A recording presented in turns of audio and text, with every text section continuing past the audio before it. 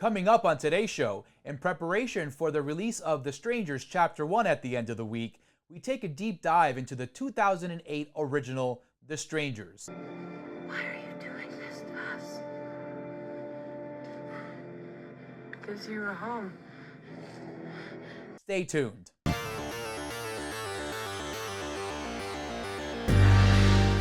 Welcome to Scary World, where we walk you through the latest and greatest in the world of horror. I am your host, Arturo Padilla. Hi.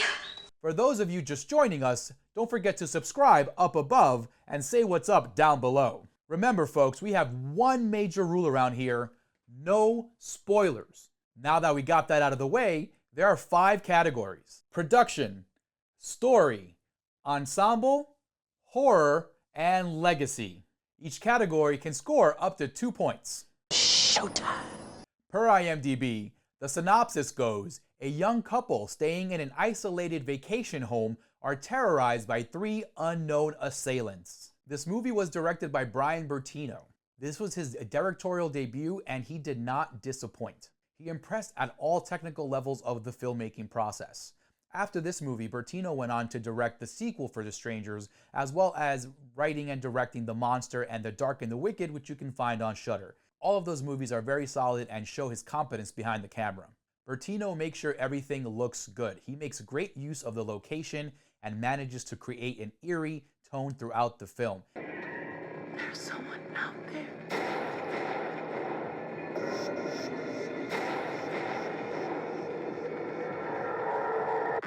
He also uses the darkness around the location to his advantage, and it aids in elevating the suspense throughout the movie. His use of depth of field camera techniques also help elevate the suspense and the action throughout the movie.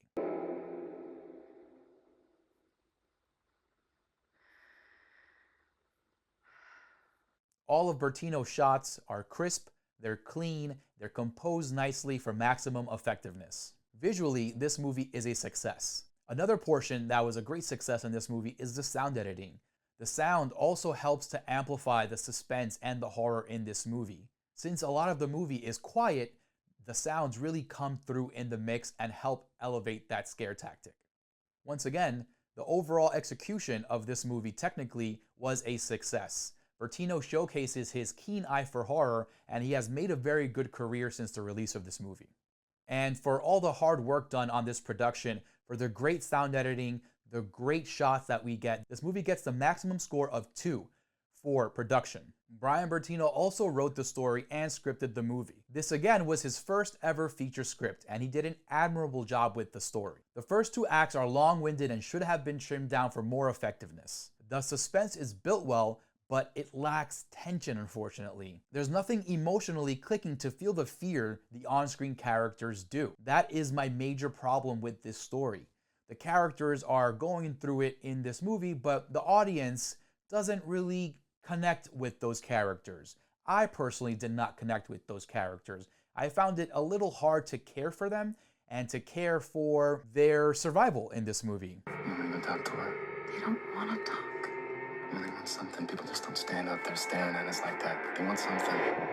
I didn't like the way they were set up, and we're going to talk a little bit more about that in the next segment. But aside from the character stuff, I feel this story needed to have more action and violence throughout to really hit its mark. I feel that we spend a lot of time not doing anything in the second act, and just feels very boring.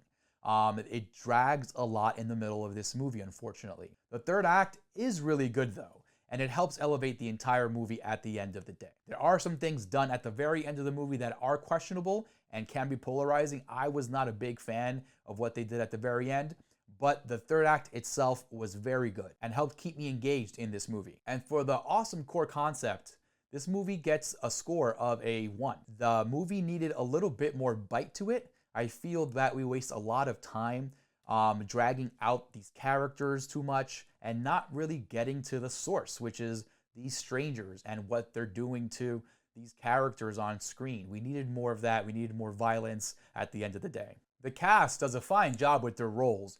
The characters aren't the best, as I mentioned before, but the actors do their best to make sure they're not the downfall of this production. Open the door, and I just want you to run, okay? The character setup is not great, and leaves much to be desired. I didn't care for the characters and their arc. I feel it slowed down the pace for no reason and could have been trimmed down drastically in order to make this movie more impactful and more effective. As I mentioned before, these characters do not do it for me. I feel that we spend too much time with their drama and not enough time with them running around being scared and hiding. I think that is when the movie worked best, when they were inside the house and they were being attacked. Once we leave that space and give them a little bit more room to work with, it kind of flutters away. Liv Tyler is very good in this movie.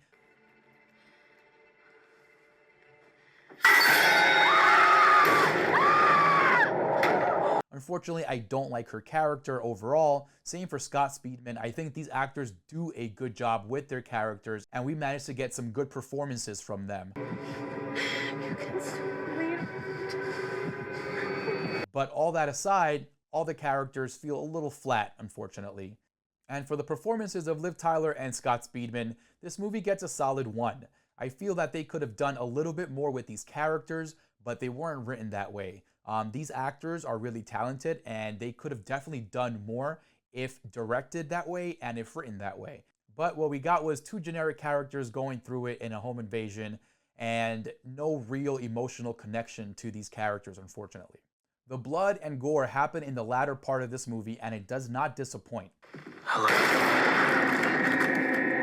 It's all practical, and it looks really good on screen. When we did get the violence in this movie, it was well executed and exactly the reason why it needed more.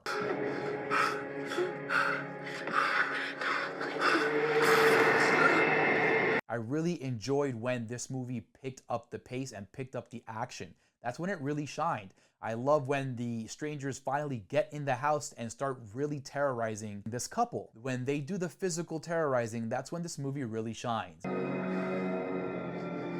are you doing this to us? Because you were home. They do a lot of scare tactics outside, the banging on the windows, banging on the walls kind of thing, on the door, you know, the whole Tamara gimmick thing. That's fine, but I think it needed more of them physically inside doing what they do best to these unfortunate people. And for the very awesome third act we get, and the violence in that act alone really shines and brings this movie together very well. This movie gets the full score of 2 for horror. I really, really liked it when they were inside already and doing their thing. As I said, we needed a lot more of that because it worked very well. If we had trimmed the middle a little bit and bumped up this action that we get in the third act, I think this movie would have been a complete success. This movie had a lot of potential. The core concept is really good, and the director knows what he's doing behind the camera. The biggest problem I have with it is the lack of guts that it has. It should have been more violent and more tense. There's too much time wasted doing nothing. It's like I said in the previous segment, Act 2 takes up a lot of time, and these characters are not doing much. They're just running around the woods and hiding.